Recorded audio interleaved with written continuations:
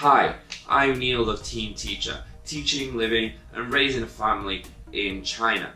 Today we're going to look at home entertainment and we're going to give you a tour of our home entertainment setup here in China. Let's check it out. Renting in China, you often have a TV included with your apartment. If you don't have one included with your apartment, you can negotiate to have one installed before you first rent the place. So buying a TV is not really a worry. This is, however, where the convenience ends. Back home, we'd have a TV box that we'd use to get free channels, paid cable and other streaming services like Netflix. Now in China, you can't do that without a lot of hassle and setup to work around the Chinese internet security that they have here, which in turn would actually likely lead you to less internet speeds. Anyhow, we do have a set-top box, a cable box in China, and it came with the internet, but it's only really good for learning Chinese, watching Chinese shows, getting your news, and sometimes sports events.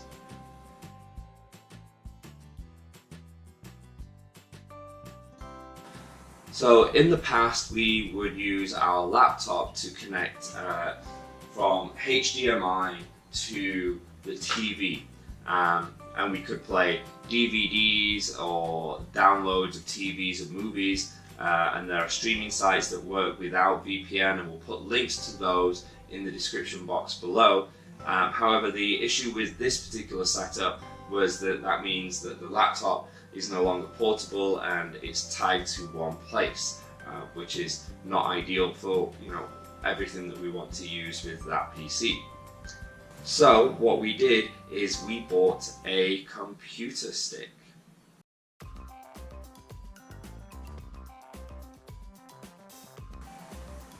So we have an Intel compute stick, which basically is a computer. It uses the latest Windows operating system, but it's in a large USB stick size. It actually has more or less the same specifications as the latest tablet, and we'll include link below so you can kind of have a look at the more technical aspects. It connects by USB cable. You've got a USB slot so you can add USBs, and it's also got a slot for micro SD so you can expand the memory, and it connects to your PC by HDMI. We actually have this like USB hub that we've also got an Ethernet cable connected to, and we expand the memory here as well, along with connecting it to a mouse. So we use the Intel compute stick to download and stream the latest TVs and movies and music in the same way as we did with our laptop, obviously minus the DVDs. In addition, we've also embraced Chinese streaming sites, as we found that they work faster and they are more reliable with our Chinese internet connection. And now we're going to talk about our two favorite sites for TV, movies and music. Let's have a look.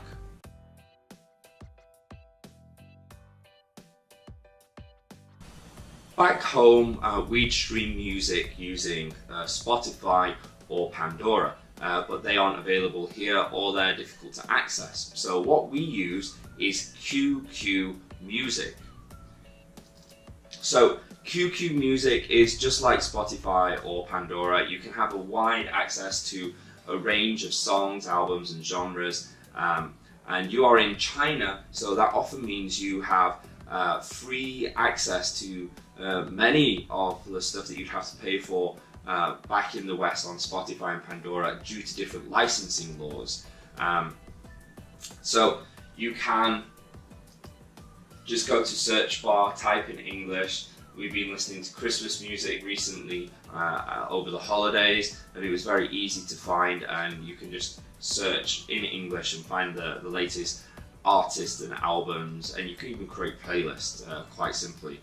To operate, you've got the universal buttons, the play symbol, the forward, shuffle. It's all the same and it's all universal, so you don't have to worry about that. It's pretty easy to navigate. However, you've got to remember, if you do access QQ Music outside of China, you're going to get a more limited collection due to those licensing laws. But once you're in China, the music collection and the different licensing laws is a major benefit. We highly recommend it. Once you've played around with it for a while, it's very intuitive to use and to move through, and you get to practice your Chinese as well.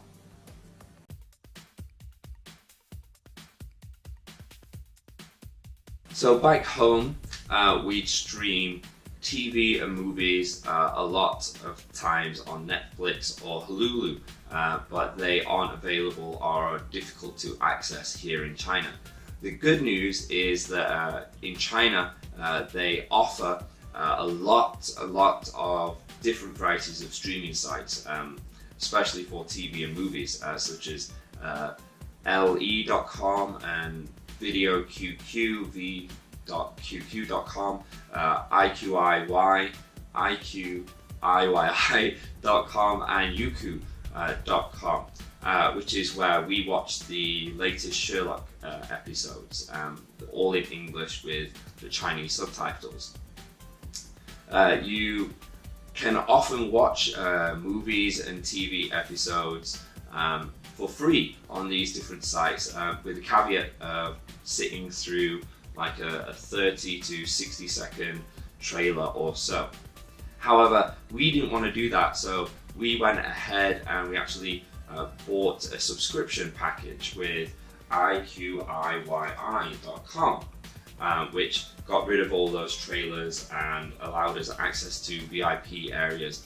It was really pretty cheap for about a month. It's about 10 RMB, and like I said, you got access to a lot of TV and movies. It's not so much super current. This particular company has made a recent deal with Netflix, but it's not instant catch-up. However, they have a very wide and vast back catalogue of different TV and movies without commercials.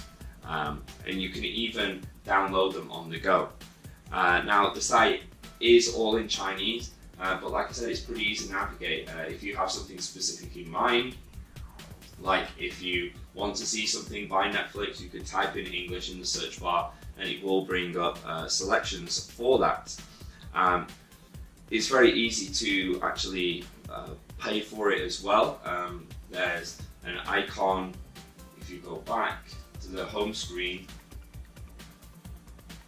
there's a profile icon that's in the shape of a person. Log in with your WeChat and then choose one of the options for your payment, and you can pay with WeChat as well. It's very easy and simple to use. Again, the operational buttons.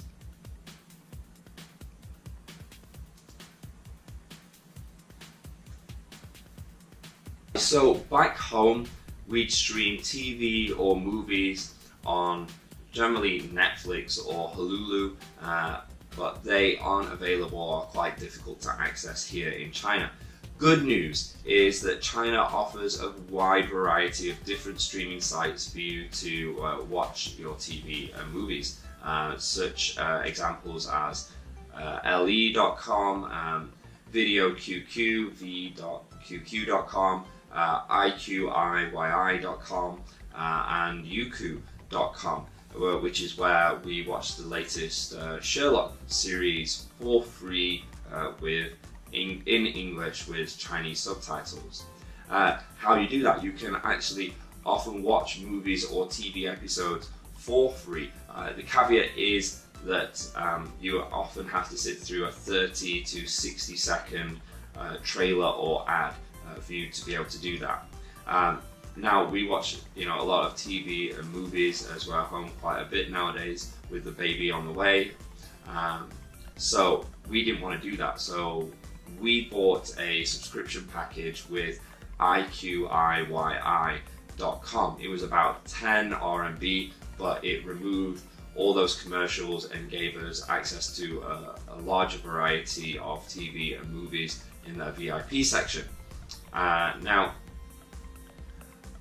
the iQIYI app is all in Chinese, but it's very easy to navigate, and the more you play around with it, the easier it becomes. What we like to do is we like to just type what particular TV show or movie that we want to watch into the search bar. So if you want to watch something by Netflix, you can do that with iQIYI because they do have an agreement. Often the catalog is not so super current, but it's got a wider backlog of films and TVs shows that I found on any sort of streaming site in my experience. It was actually very easy to get a subscription as well. What we just did is we went to the profile, which is like the human profile icon. We signed up using WeChat, and then we paid for the subscription with WeChat. When you click on a TV show or a movie, it brings you straight into the video, and all the operational buttons are the same as what you would experience with any sort of streaming site or app. Like I said, super convenient, super easy, and you get to practice a little bit of Chinese as well as you navigate through. So we highly recommend it. It works so well with our Chinese internet, and it's extremely reliable. And another bonus point to it is a lot of the times the TV and movies you can actually download and onto your phone or your tablet, and you can watch them as you go about your day. So that was our home entertainment setup here in China. It's a little bit Chinese, but we like to try and live as locally as we can. If you like our videos, please consider subscribing to our channel, and I've included links below for all the things that we've mentioned in the video as well. Okay, thank you and goodbye.